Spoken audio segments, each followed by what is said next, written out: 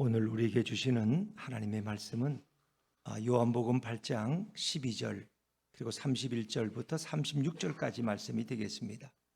신약성경 158쪽입니다. 신약성경 158쪽 요한복음 8장 12절과 31절부터 36절까지 말씀을 저와 여러분이 한 절씩 교독하십니다.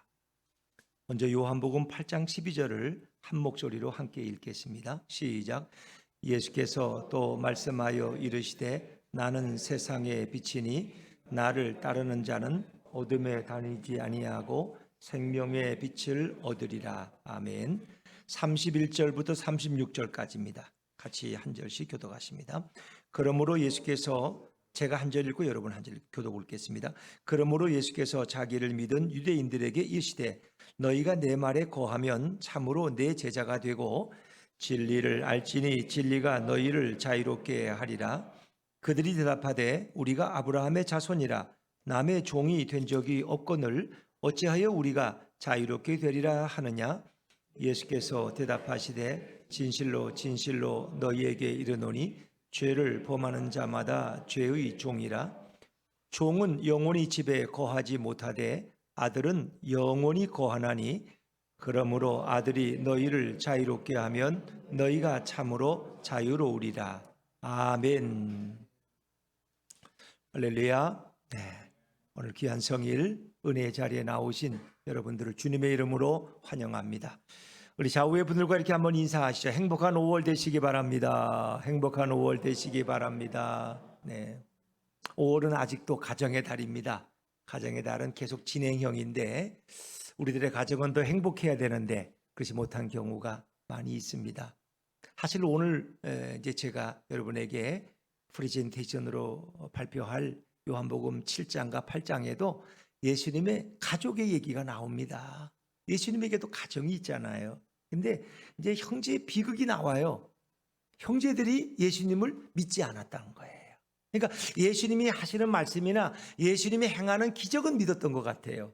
그러니까 그들이 예수님 보고 좀 이렇게 예루살렘에 올라가서 좀 활동을 하셔야지 이 시골 총구석 갈릴리에서 해가지고 누가 알아나 주냐 하면서 이런 걸 보면은 뭔가 예수님이 좀 예루살렘에 올라가 인기를 끌고 좀 잘 되면 자기들도 좀 덕을 보고 싶은 마음이 있었던 것 같아요. 그런데 비극적인 것은 그들은 예수를 믿지 않았다. 그리스도로 메시아로 하나님으로 믿지는 않았다는 겁니다. 이제 이것이 가정의 비극이에요. 형제의 비극이라고 이름 붙이는데 우리 가정도 정말 예수님을 다 믿고 이렇게 온 마음이 하나 되면 좋은데 그러지 못할 경우가 있고 때로는 또 가족들끼리도 생각이 달라서 갈등을 겪을 때가 있잖아요. 정말 우리 가정을 주님께 맡기는 수밖에 없어요.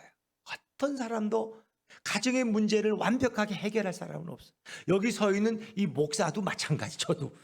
저도 결혼 생활 벌써 40년이 다 돼 가는데 저도 이혼할 생각 많이 했다니까요. 근데 목사기 때문에 못하고 사는 경우도 많이 참자. 또 주일날이니까 또 설교하고 월요일날 좀 생각해보자. 그게 또 지나가고 그 40년을 살았어. 그 지금도 헤어지고 싶으냐? 이젠 헤어지기가 아까워. 너무 오래 살아서 이제는 계속 살아야 되겠어. 네. 근데 이게 안 맞는다는 게 너무 많아요. 저는 한 10년 살면 제 아내를 다 할 줄 알았어. 근데 모르는 게 너무 많아. 아니 이 사람한테 이런 면이 있었나? 그걸 모르는 거야. 남자들은 특히 여자의 세심한 부분들을 몰라요. 그러니까 여성들은 자기를 이해해 주지 않는다고 오해하고 불편해하고 남편들은 아니 지금 살아까지 살았는데 뭘 또 모르는 게 있냐고 이러는 거예요. 그래서 이거는 예수님의 가정에도 있었던 일이고 저와 여러분의 가정에도 존재하는 일입니다.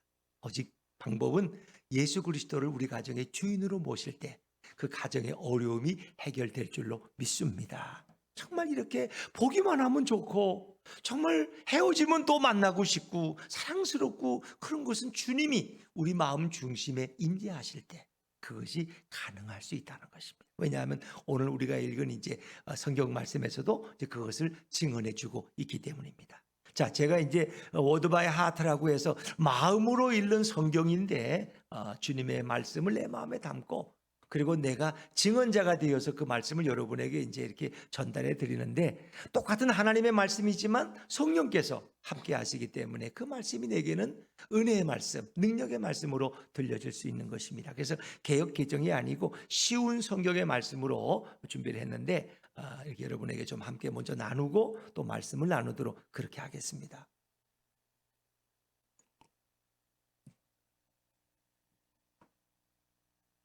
요한복음 7장과 8장의 말씀을 좀 생략된 부분도 있지만 중요한 말씀 빼놓지 않고 그렇게 나누도록 하겠습니다. 이 일이 있은 후에 예수께서는 갈릴리 지방으로 다니셨습니다. 예수님을 죽이려고 하는 유대인들 때문에 예수께서는 유대 지방으로 가기를 원치 않으셨습니다. 유대인의 명절인 초막절이 가까워졌습니다. 예수님의 동생들이 예수님께 말했습니다. 형님이 하시는 일들을 형님의 제자들에게 드러내기 위해서 이곳을 떠나서 유대로 가십시오. 누구나 자기를 드러내기 원하면서 이렇게 숨어서 은밀하게 행하는 사람은 없습니다. 형님이 계속 이런 일을 행하신다면 세상에 자신을 알리십시오. 예수님의 동생들이 이렇게 말한 것은 그들도 예수님을 믿지 않았기 때문입니다. 예수님께서 말씀하셨습니다. 나의 때는 아직 오지 않았다. 그러나 너희의 때는 항상 준비되어 있다. 세상은 너희를 미워하진 않겠지만 세상은 나를 미워한다. 그것은 내가 세상에 대해서, 세상이 하는 일에 대해서 악하다고 증언하기 때문이다. 너희가 먼저 명절에 올라가라. 나는 이번 명절에는 올라가지 않겠다. 아직 나의 때가 오지 않았다. 그리고 예수님께서는 갈릴리에 더 머무르셨습니다. 예수님의 동생들이 명절을 지키기 위해서 올라간 후에 예수께서는 사람들의 눈을 피해서 은밀히 올라가셨습니다. 명절이 절반쯤 이르렀을 무렵에 예수께서는 성전들에 올라가셔서 백성들을 가르치기 시작하셨습니다. 예수께서는 큰 소리로 외치셨습니다. 누구든지 목마르거든 내게로 와서 마시라. 나를 따르는 자는 그 배에서 생수의 강이 흘러 넘칠 것이다. 이렇게 말씀하신 것은 예수님께서 자기를 따르는 사람들이 받을 성령을 가리켜서 말씀하신 것입니다.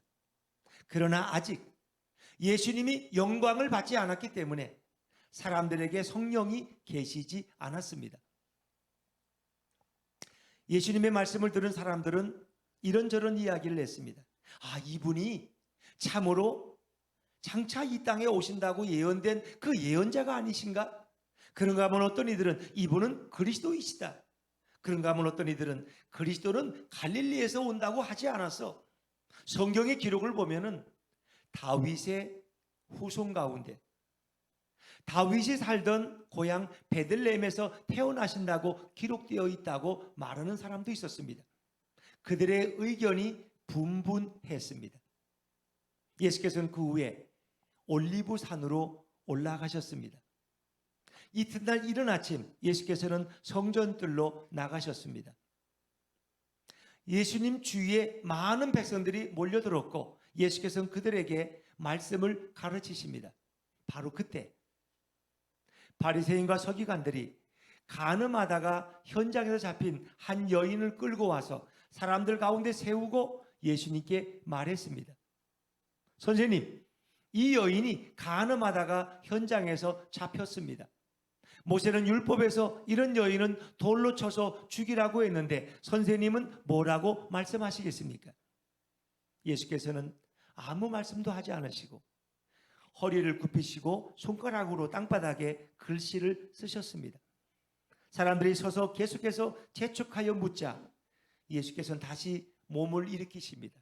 그리고 말씀하십니다. 너희 중에 죄 지은 적이 없는 자가 먼저 이 여인에게 돌을 던지라. 그리고 예수께서는 다시 몸을 굽히셔서 뭔가 땅바닥에 글씨를 쓰셨습니다. 이 말씀을 들은 사람들은 어른으로부터 젊은이까지 하나둘씩 그곳을 떠났습니다. 오직 예수님과 거기 홀로 서 있는 여인만 남아 있었습니다. 예수께서는 다시 몸을 일으키시고 여인에게 말씀하셨습니다. 여자여, 너를 고소하던 자들이 다 어디 있느냐? 아무도 너를 정죄하지 않았느냐? 여인이 대답했습니다. 주님, 아무도 없습니다. 그때서야 예수께서는 나도 너를 정죄하지 않는다. 가라. 다시는 범죄하지 말라. 라고 말씀하셨습니다. 그 후에 예수께서는 이렇게 말씀하셨습니다. 나는 세상의 빛이다. 누구든지 나를 따르는 자는 어둠 속에서 생활하지 않을 것이며 생명의 빛을 얻을 것이다. 예수께서는 자기를 따르는 유대인들에게 말씀하셨습니다. 너희가 나의 가르침을 꽉 붙들면 진정 나의 제자이다.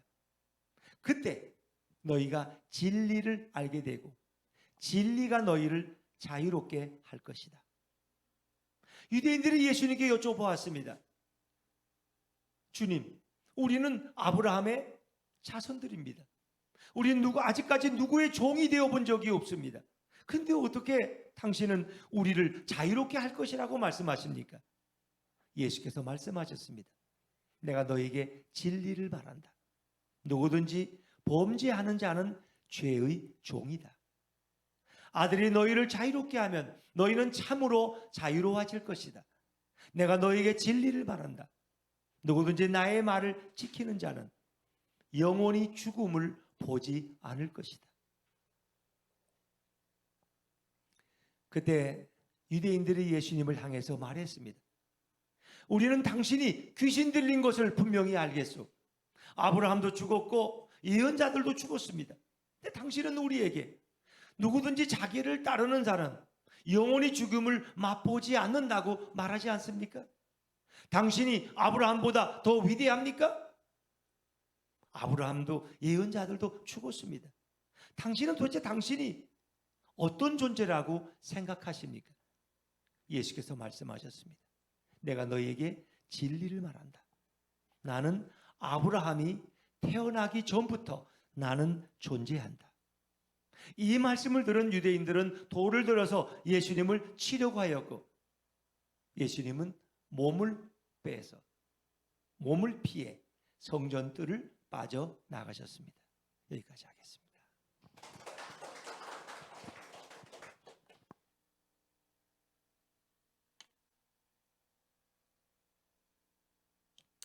자, 오늘 말씀을 우리가 읽어보면 예수님께서는 갈릴리 지방에는 다니셨지만 유대 지방으로는 다니려고 하지 않으셨습니다. 그것은 유대인들이 예수님을 죽이려 했기 때문입니다. 그럼 예수님이 죽음을 두려워했을까요? 이 갈릴리 지방과 유대 지방은 통치자가 다릅니다. 주로 예루살렘 지역인 유대는 주로 빌라도가 다스리지만은 이 갈릴리 지역은 헤롯 왕의 후손들이 다스립니다. 그래서 이쪽에서 범죄한 사람들도 저쪽에 가면은 범죄자가 되지 않습니다. 예수님은 주로 안전한 갈릴리 지방을 주로 다니십니다. 그러나 이제 명절이 되니까 예수님의 동생들은 이제 우리가 예루살렘으로 올라가자. 당신도 이번에 올라가서 좀 인기를 끌고 좀 성공하는 인생이 되면 좋지 않느냐. 그렇게 권합니다. 근데 예수님이 하시는 말씀이 한결같아요. 아직 나의 때가 이르지 않았다는 것입니다. 자, 우리 요한복음 7장 6절 말씀 한번 자막에서 읽어볼까요? 요한복음 7장 6절입니다. 시작. 예수께서 이르시되 내 때는 아직 이르지 아니하였거니와 너희 때는 늘 준비되어 있느니라. 8절입니다. 너희는 명절에 올라가라. 내 때가 아직 차지 못하였으니 나는 이 명절에 아직 올라가지 아니하노라. 아멘. 예수님은 그때마다 자신의 때를 말씀하십니다. 또 예수님은 도대체 어떤 때를 말씀하시는 걸까? 예수님의 때는 어떤 때일까요? 예수님의 죽음의 때입니다. 십자가에 달리시는 때입니다. 예수님은 그의 인생의 초점이 십자가입니다. 십자가를 향해서 걸어가십니다. 그것이 주님이 영광 받으시는 것이고 하나님이 기뻐하시는 것이고 아버지의 뜻을 이루는 때입니다. 왜? 온 인류가 예수님의 보혈로 죄가 용서받고 구원함을 받고 하나님의 자녀가 되기 때문에. 예수님의 모든 시간은 바로 그 십자가에 맞춰져 있습니다. 그래서 예수님은 아버지의 시간이 아니면 움직이지 않습니다. 예수님의 모든 시간표는 하늘 아버지의 때에 맞춰져 있습니다. 주님께서는 아직 내 때가 되지 않았다. 근데 이제 성경을 자세히 보면은 예수님이 이번 명절에 난 올라가지 않겠다. 너희와 함께. 그래 놓고는 나중에 은밀하게 올라가셔요. 아마 그것은 예수님이 자신을 향한 어떤 위험을 미리 알고 계셨을 거예요. 동생들과 함께 이렇게 떼를 지어 올라갈 때 위험한 지역이 있어요. 갈릴리에서 예루살렘 올라가다 보면 그때 이 바리새인이나 서기관들은 예수님을 죽이려고 하는 음모를 꾸미고 있었을 것이다. 예수님 그걸 아셨으니까 그것을 피하고 형제들만 올려보내고 마지막에 은밀하게 예루살렘에 올라오셔서 그 초막절을 지키시게 됩니다. 여러분은 어떤 시간표에 의해서 살고 계십니까? 나의 시간표, 나의 때에 내 모든 인생을 맞추십니까? 정말 오늘 우리는 지금이 나에게 어떤 때인가를 되돌아볼 수 있어야 될 것입니다. 여러분 예전에 혹시 베델 성경 공부를 하신 분이 있습니까? 제가 이렇게 전도사 때, 부목사 때 보면 제가 섬기던 교회에서도 베델 성서대학이라는 그 베델 성서대학이 참 좋은 교재예요. 그리고 루터 교회에서 나온 교재고 세계적으로 사용하는 교재인데 보통 1년, 2년 과정이 길어요. 그게 대학이라고 이름을 붙여요. 교회에서 일주일에 한 번씩 모이는데 근데 이제 그때 신청서를 쓰면 서약하는 게 있어요. 3가지를 서약합니다. 첫째는 이 베델 성서대학이 끝나기 전까지는 첫째는 이사를 가서는 안 돼. 이사 가면 그만두게 되니까.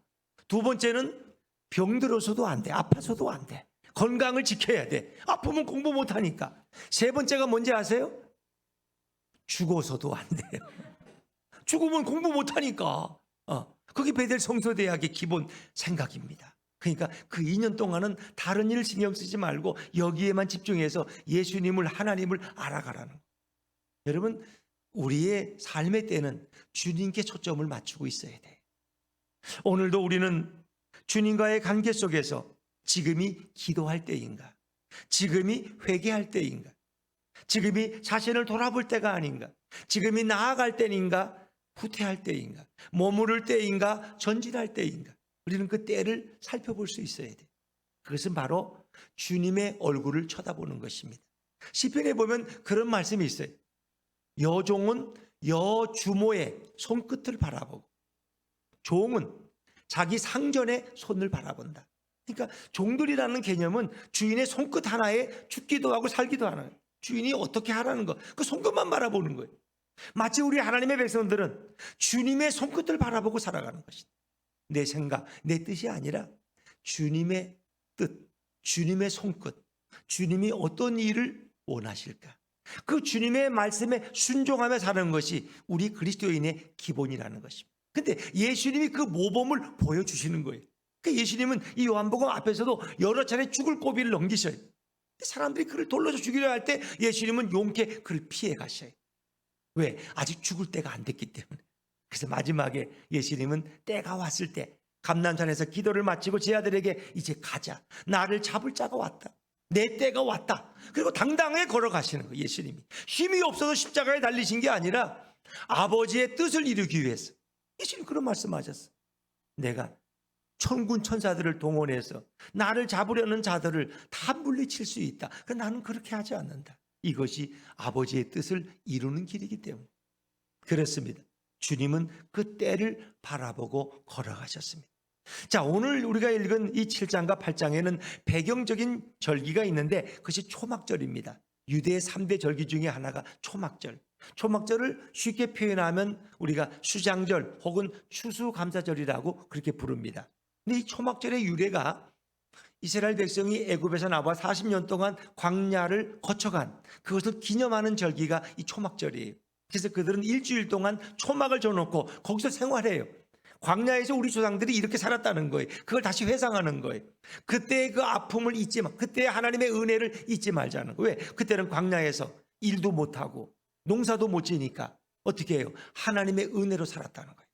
아침에 나가보면 하나님 만나를 내리시고 또 고기가 먹고 싶다면 메추라기를 불어오시고 하나님이 밤에는 불기둥으로 낮에는 구름기둥으로 그늘되게 하시고 기도하셨다는 거예요. 그걸 기억하지 않은 거예요. 자, 그래서 초막절은 광야 40년의 생활을 기념하는 절기고 또 추수감사절의 의미가 있습니다. 그래서 수장절이라고 부르는 이유는 한 해 농사 지은 것을 다 저장한 다음에 하나님 앞에 감사절기를 지키는 것입니다. 그런가 하면 초막에서 지냈기 때문에 우리는 그것을 장막절이라고도 그렇게 부릅니다. 근데 일주일 동안의 이 절기가 이제 예루살렘에서 열리는데 그때 모든 유대인들은, 남성들은 다 이렇게 예루살렘으로 오는 것입니다. 근데 이것이 세 가지 특징이 있어요. 첫째는 이것을 물의 축제라고 열립니다. 물의 축제라고 말합니다. 제사장들이 실로암 물을 길러다가 번제단에 그 물을 뿌립니다. 우리는 이것을 관제라고 해요. 관제. 바울이 내가 관제가 되기를 원한다. 그것은 물처럼 내가 하나님의 제단에 뿌려지기를 원하기, 희생을 의미하는 거죠. 그래서 물을 길어다가 제단에 뿌리는 그런 풍습이 있어요. 우리는 이것을 이제 물의 축제라고 부릅니다. 이것은 의미가 있어요. 이스라엘 백성이 광야 40년 지나갈 때 목이 말라서 물이 없었어요. 그때 하나님께서 그들을 인도하시잖아요. 그리고 반석에 향해서 모세가 명령하니까 그 반석에 터져서 생수가 터져 나오잖아요. 그리고 200만 명이 먹었던 그것을 기억하게 하시는 거예요. 그래서 그들은 물을 길러다가 제단에 뿌리는 이런 풍습이 있었다. 우리가 지금 물의 축제라고 불러요. 예수님은 자신을 생수의 근원이라고 말씀하세요. 또 이것은 빛의 축제예요. 성전들에 4개의 큰 촛대를 세우고 불을 붙이면 그 성전들이 환하게 밝은, 그것은 예수님께서 자신을 빛이라고 거기에 참석하셔서 자신을 드러내신, 내가 세상의 빛이다. 어두움을 밝히는 빛이라는 거죠. 자, 그리고 이제 그들이 애굽에서 나옴으로써, 모세의 인도로 나옴으로써 자유를 얻었습니다. 근데 지금은 이 땅에 오신 하나님이신 예수님이 우리를 인도하십니다. 죄의 자리에서, 죄의 종에서 우리를 출애굽시키시는 거예요. 그리고 우리에게 진정한 자유를 주셔요. 그래서 예수님은 자신을 진리라고 표현합니다. 진리가 너희를 자유케 할 것이다. 모세가 이스라엘 백성을 애굽에서 자유케 했지만 지금은 예수님이 우리의 구주가 되셔서 우리를 자유롭게 인도하신다는 거예요. 자, 그러면 오늘 우리는 이 요한복음 7장과 8장을 통해서 정말 예수님이 누구신가? 예수님에 대한 정의를 몇 가지 생각해 볼 수 있어요. 먼저 예수님은 생수의 강이 되십니다. 자, 요한복음 7장 37절 38절 말씀을 자막에서 한번 읽어보실까요? 시작. 명절 끝날 곧 큰 날에 예수께서 서서 외쳐 이르시되 누구든지 목마르거든 내게로 와서 마시라. 나를 믿는 자는 생수의 강이 흘러나오리라. 아멘. 그렇습니다. 생수의 강이 흘러나오리라 하시니, 자, 예수님께서는 목마름을 해갈해 주시는 분이라는 거예요. 목마른 자들은 다 내게로 오라.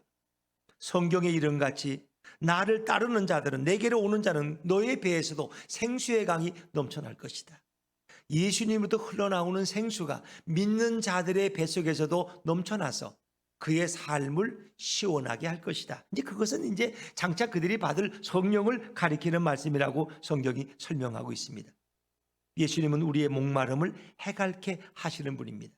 대표적인 여인이 있다면 요한복음 4장의 사마리아 수가성 여인이에요. 그 여인은 좀 삶이 좀 복잡하긴 해요. 남편이 5이나 되니까 얼마나 힘들었을까. 그래서 그 여인은 사람들에게 손가락질을 받고, 그리고 이제 해가 내릴 때에는 12시에 물길로 오는 여인이에요.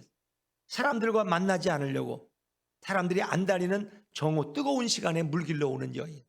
그러나 예수님은 그 여인에게 물 한 그릇을 달라고 요청하지만 그 여인은 짜증을 냅니다. 예수께서 말씀하세요. 너는 그 물을 먹고 목마르니와 내가 너에게 주는 물을 먹으면 영원히 목마르지 아니하리라. 주님, 제게도 그 물을 주십시오. 결국 예수님과의 만남이 이루어지고 예수님은 자신의 생수를 그 여인에게 부어주십니다. 그 여인이 변화돼요. 그리고 물 들어왔던 양동이를 옆에 두고 마을로 뛰어들어가서 내가 그리스도를 만났다, 내가 메시아를 만났다, 그런 소리칩니다. 수많은 사람들이 마치 가을에 추수하는 흰 그 곡식처럼 많은 사람들이 예수님께 몰려듭니다. 생수의 근원 되신 예수님을 만난 그 여인의 인생은 새롭게 변화되고 전도자가 된 줄로 믿습니다. 그렇습니다. 오늘도 목마른 자들을 주님은 부르고 계십니다. 누구든지 내게 와서 마시라. 누구든지. 나를 믿는 자는 성경에 말한 것 같이 그 배에서 생수의 강이 흘러 넘칠 것이다. 메마른 인생들이 주님 앞에 나가면 내가 너희의 인생을 회복시킬 것이라고 말씀하고 있습니다. 실제 스가랴 14장 8절에 보니까 그날의 생수가 예루살렘에서 솟아나서 절반은 동해로 절반은 서해로 흐를 것이라 여름에도 겨울에도 그러하리라 라는 말씀이 있어요. 이것은 바로 이 사건을 가리키는 것입니다. 에스겔 47장에 예수님이 십자가에 달리심으로 흘리실 그 보혈의 강을 미리 보여주고 있습니다. 성전 에스겔이 이제 환상을 봤는데 기도 중에 성전 문지방, 성전 강대상 밑으로부터 물이 흘러나오기 시작했어요. 처음에는 물이 아주 작은 물이었지만 점점 그 물줄기가 커져가고 높이가 수위가 높아져요. 처음에는 발만 잠겼지만 그 다음에 무릎까지 잠기고 허리까지 잠기고 그 다음에 키를 넘습니다. 사람들은 그 물에 둥둥 뜨게 되죠. 그 물이 강이 되어서 흘러넘치는데 거기에 없던 고기들이 막 살아나기 시작합니다. 바다가 살아나기 생성되기 시작해요.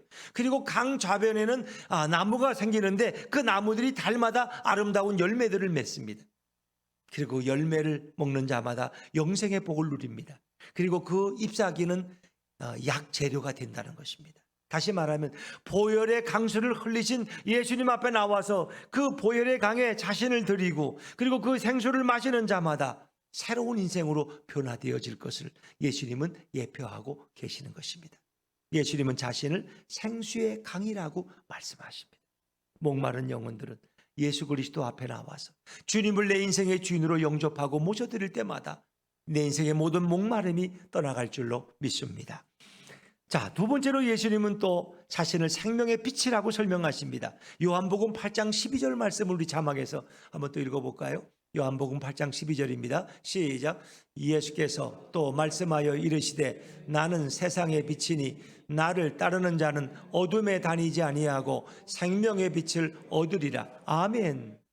나는 세상의 빛이니 나를 따르는 자는 어둠에 다니지 아니하고. 저는 이 말씀을 개역 개정이지만 쉬운 성경으로 제가 이렇게 발표를 드렸는데 거기 보니까 뭐예요?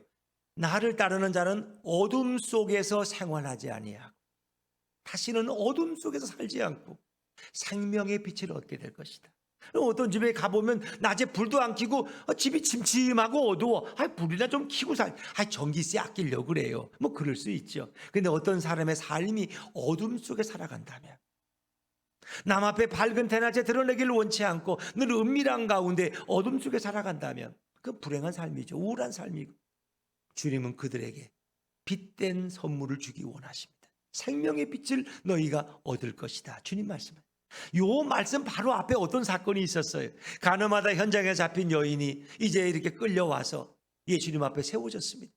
바리새인 서기관들은 예수님을 고소할 구실을 얻기 위해서 이 예수님을 시험하고 있는 것입니다. 예수님은 도대체 어떻게 대답을 해야 될까?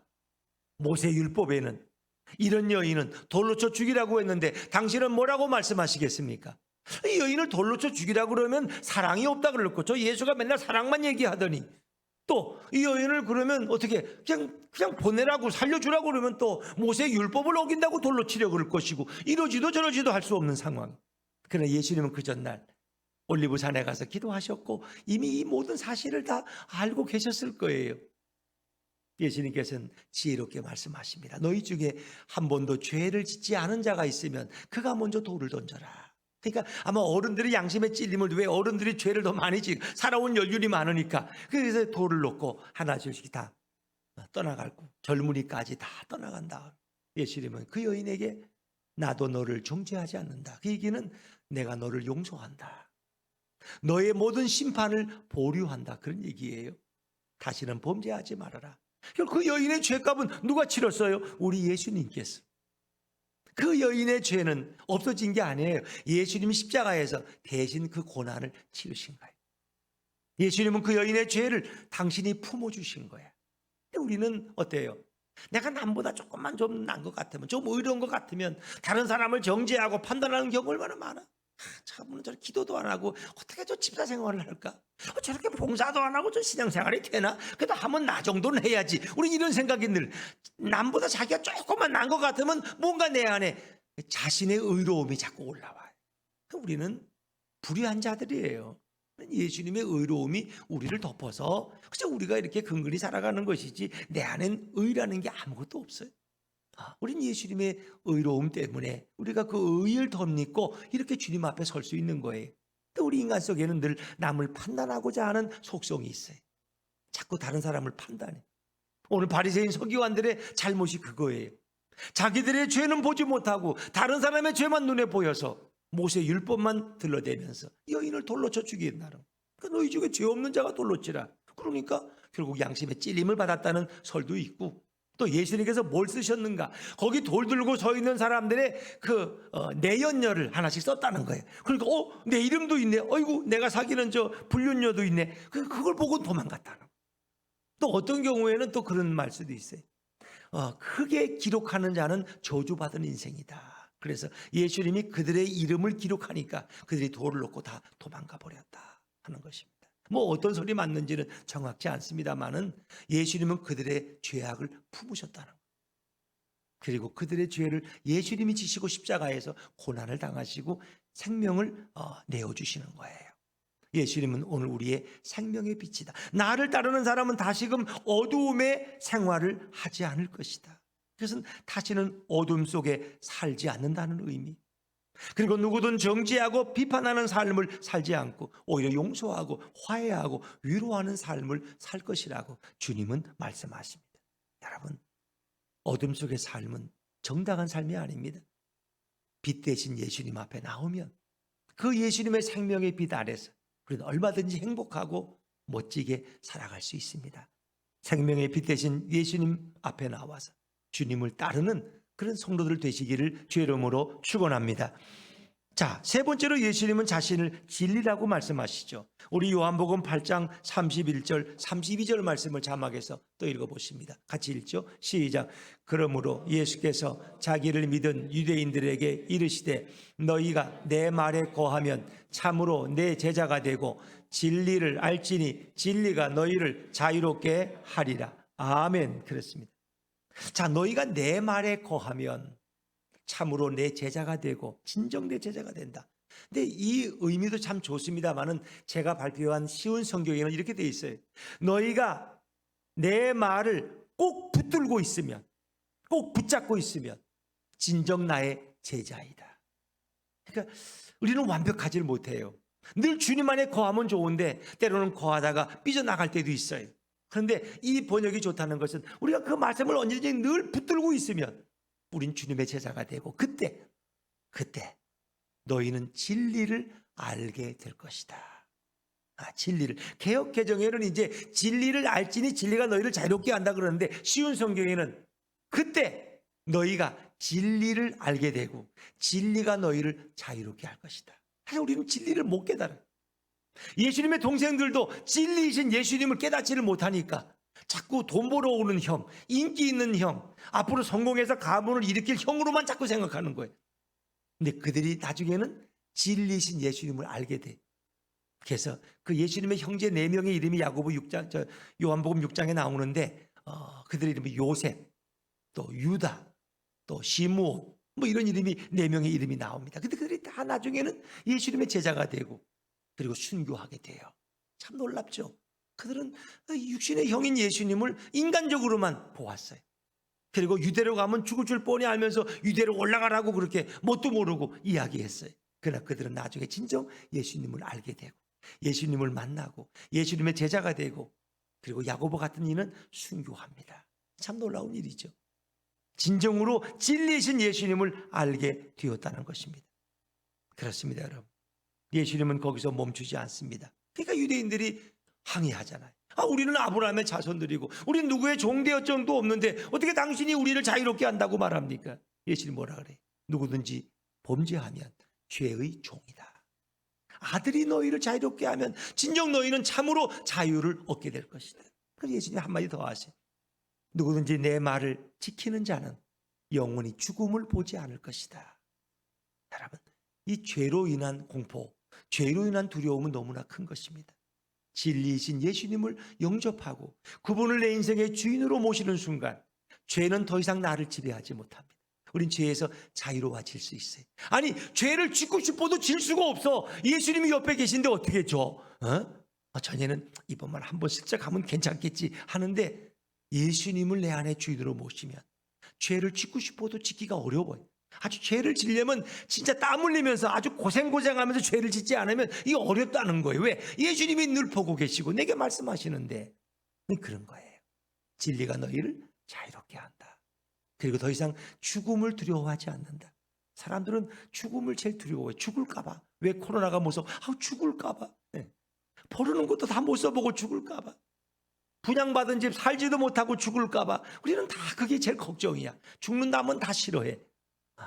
그런데 우리는 죽음을 뛰어넘을 수 있어요. 죽음이 두렵지 않아요. 너희가 내 말을 지키면 영원히 죽음을 보지 않을 것이다. 죽음을 맛보지 않을 것이다. 그 영원히 살기 때문에. 죽음에서 주님이 우리를 보호하신다는 의미도 있지만 비록 죽더라도 우리가 주님의 영원한 품에 돌아가기 때문에 그것이 더 아름다운 삶이라고 주님은 말씀하십니다. 그렇습니다. 우리 예수님은 생수의 근원이 되십니다. 우리 예수님은 생명의 빛이 되십니다. 우리 예수님은 바로 우리에게 진정한 자유를 주시는 진리가 되십니다. 사람들은 돈을 많이 벌어도 걱정이고 없어도 걱정이고, 돈을 많이 벌면 걱정이 없을까요? 돈을 많이 벌면 돈 때문에 근심이 돼서 또 잠을 못 자. 수면제를 먹어야 돼. 또 자식들을 보면은 그냥 이렇게 아름답게 안 보이고, 저놈들은 겉으로는 나한테 저렇게 인사하고 효도하지만 내 돈을 뺏으려고 다 뭔가 생각이 있겠지. 저놈들은 내가 빨리 죽기를 원하겠지. 그래야 내 재산을 이어받으니까. 이래서 자식들도 의심하게 된다는. 물론 우리가 가난하게 살면 불편하죠. 그러나 주님은 우리에게 그렇게 하지 않으십니다. 우리가 주님을 모시고 주님을 영접하고 주님과 함께 살면 주님은 우리의 모든 필요한 것들을 주님이 다 채워주실 줄로 믿습니다. 솔로몬은 지혜를 구했더니 구하지 않은 것까지 하나님이 다 채워주셨잖아요. 그 구하지 않은 부와 귀와 장수와 모든 것을 다 부어주시는 분. 먹을 거 마실 거 입을 거 염려하지 말아라. 너희는 먼저 하나님의 나라와 그의 의를 구하면 이 모든 것을 내가 너희에게 다 부어주겠다. 주님이 약속하시잖아요. 너무 지나치게 집착하지 마시고 필요하면 주님께 구하세요. 주님이 주셔요. 그러나 그 물질 때문에 주님을 잃어버리면 안 돼요. 주님을 멀리하면 안 돼요. 여러분, 우리는 주님이 우리 삶의 초점이 돼야 돼요. 자, 그러면 그 좋으신 예수님은 어떤 분이실까? 그분은 바로 하나님이세요. 자, 우리 요한복음 8장 58절 말씀을 한번 읽어볼까요? 요한복음 8장 58절입니다. 자막에 있죠? 같이 한번 읽겠습니다. 시작. 예수께서 이르시되 아브라함이 나기 전부터 내가 있느니라 하시니. 아멘. 예수님께서 이렇게 너희가 나의 말을 지키면 죽음을 보지 않을 것이다. 그랬더니 그들이 이제 말하는 거예요. 우리 조상 아브라함보다 당신이 더 위대합니까? 우리 조상 아브라함도 죽었고 예언자들 다 죽었는데 당신이 뭔데 우리에게 영원히 죽음을 보지 않게 하신다는 말입니까? 예수님이 놀라운 말씀하세요. 내가 너에게 진리를 말한다.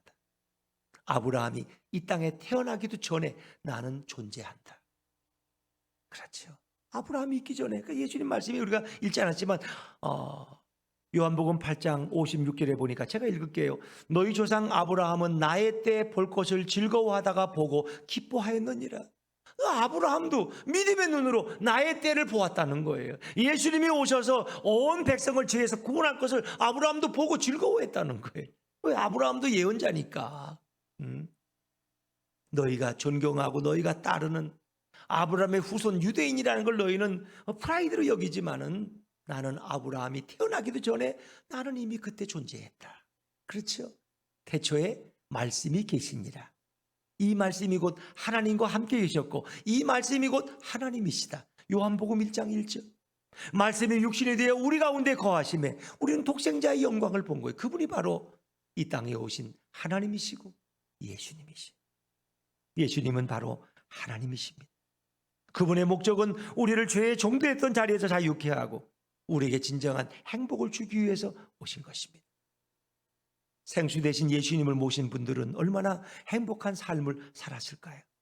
이제는 어둠 속에서 벗어나서 어둠의 삶을 따라가지 아니하고 빛 대신 예수님을 따라갔던 그들은 얼마나 떳떳하고 아름다운 삶을 살았을 거예요. 아마 수가성의 그 여인도 빛 대신 예수님, 생수의 근원 대신 예수님을 만났기 때문에 다시는 목마르지 아니하고 얼마나 행복한 전도자가 되었을까.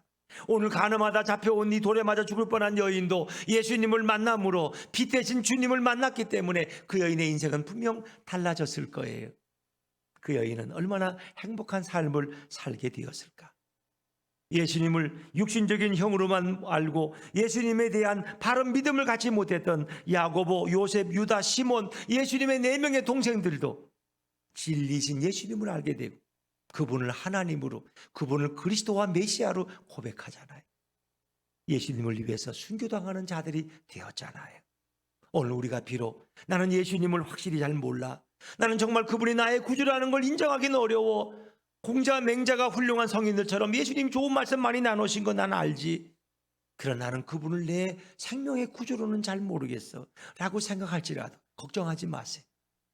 여러분이 그 말씀을 꽉 붙들고 있으면, 그리고 예수님의 진정한 제자가 되면 여러분은 진리신 예수님을 알게 될 것이고, 진리신 예수님을 여러분을 자유롭게 할 줄로 믿습니다.